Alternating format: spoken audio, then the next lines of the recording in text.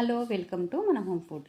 ఈరోజు నేను దోసపిండితో పునుగులు ఏ విధంగా తయారు చేసుకోవాలో ఈ వీడియోలో చూపిస్తాను. చూడండి, చాలా సింపుల్గా చేసుకోవచ్చండి.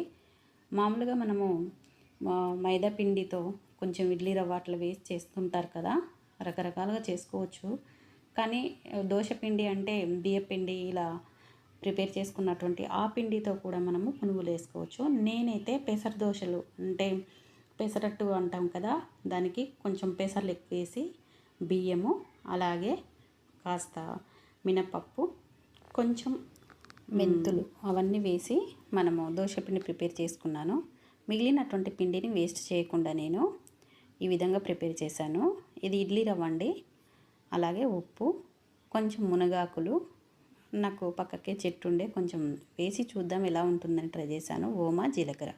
చాలా సింపుల్ అండి. ఈ విధంగా మనము ప్రిపేర్ చేసుకోవచ్చు. ఈ రవ్వని అప్పటికప్పుడే నేను కలిపేశానండి, మీకు చూపించలేదు. నార్మల్గా ఇందాక మీకు చూపించాను చూడండి, మన దోశ పిండి ఏదైతే ఉందో అదే పిండిలో ఈ కొంచెం అంతా దానికి సరిపడా మన ఇడ్లీ రవ్వను అలాగే జీలకర్ర, ఓమ, కాస్త మునగాకులు ఇవి వేసి కలుపుకొని చేసుకుంటే చాలా బాగుంటుంది. ఆనియన్ కూడా వేసుకోవచ్చండి, పచ్చిమిర్చి తరిగి ఆనియన్ ఇవన్నీ వేసుకుంటే ఇంకా టేస్టీగా ఉంటుంది. కాకపోతే నేను అవన్నీ వేయలేదు, చూద్దాం ఎలా ఉంటుంది అన్నట్టు వేసాను, కానీ చాలా బాగుంది. ఇలా అన్నీ కలిపేసుకున్న తర్వాత ఒక స్టవ్ మీద ప్యాన్ పెట్టేసుకొని మనం డీప్ ఫ్రైకి సరిపడా ఆయిల్ పోసేసుకోవాలండి.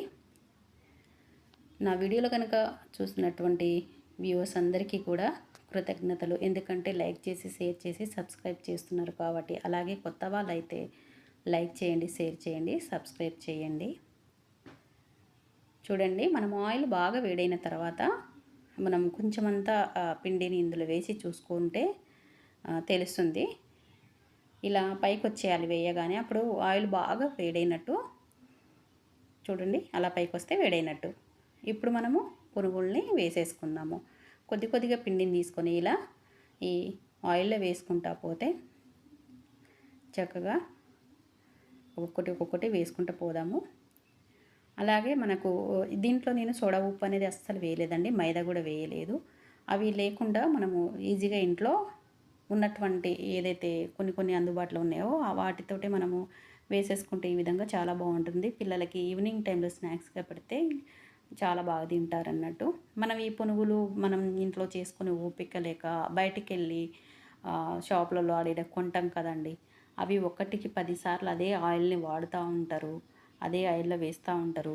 అవి తినే బదులు మనం ఇంట్లో కొన్ని ఏది మనం ఆనియను ఇట్లా ఏదో ఉన్న ఇడ్లీ పిండి, ఆ ఇడ్లీ రవ్వ ఇవన్నీ వేసేసుకొని దోశపిండి ఇట్లా కలుపుకొని అప్పటికప్పుడు ఇలా చేసేసుకుంటే ఎంత బాగుంది కదా. హ్యాపీగా మనకి హెల్త్ కూడా కాపాడుకున్న వాళ్ళం అవుతాము. బయట డబ్బులు ఇచ్చి హెల్త్ పాడు చేసుకునే బదులు ఈ విధంగా మనం ఇంట్లో ప్రిపేర్ చేసుకుంటే ఎంతో హ్యాపీగా తింటారు పిల్లలు. చూడండి ఎంత బాగున్నాయి కదా, నాకైతే సూపర్గా నచ్చినాయండి. మీరు ఇది పునుగులు వేసుకునేటప్పుడు కొంచెం మీడియం ఫ్లేమ్లో ఉంచి వీటిని బాగా ఫ్రై కానియాలి. ఎందుకంటే లోపటంతా పచ్చిగా ఉంటుంది, పైనంతా రెడ్ కలర్లో వచ్చేస్తుంది, పిండి అంతా పచ్చిగా ఉంటుంది. కాబట్టి మీరు ఫుల్ పెట్టకుండా మీడియం ఫ్లేమ్లో పెట్టి వీటిని ప్రిపేర్ చేసుకోండి. మళ్ళీ కొంచెం ఇంకొక రౌండ్ అండి, మనము ఇది ఇంకొకసారి వేసుకుంటే అయిపోతుంది పిండి. మీరు అప్పుడప్పుడు దోశ పిండి ఓన్లీ దోశలే తింటున్నారు కదా, ఆ కొంచెం మిగిలిన పిండి పారేయకుండా ఇలా ఇడ్లీ రవ్వ కొద్దిగా అప్పటికప్పుడు ఎంత ఈజీ కదండి, వేసుకొని పిల్లలకి వేసేస్తే చక్కగా తినేస్తారు.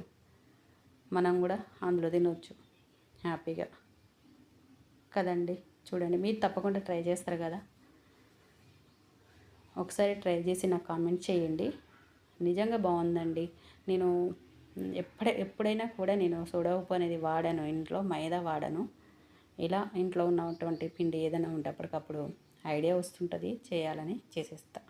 Thank you. ఎంతో బాగున్నాయి కదండి, చూడండి సూపర్గా ఉన్నాయి అన్నట్టు. తప్పకుండా ట్రై చేస్తారు కదా. Thank you so much.